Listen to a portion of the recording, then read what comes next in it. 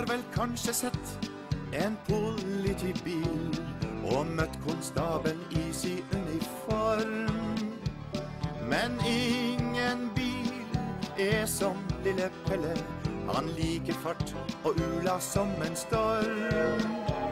Sjåføren hans heter onkel Richard og har en bil som er i kjempeform.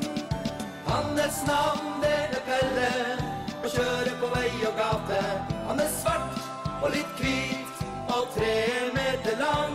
Men det rare med han er at han kan prate, han kan tenke og fly og tralle en sang. La la la la la la la, la la la la la, la la la la la la.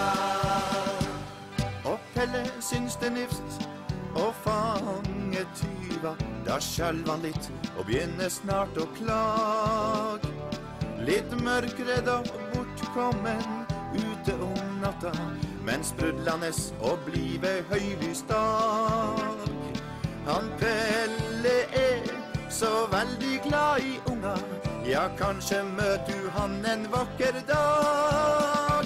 Hans navn det er Pelle og kjører på vei og gate.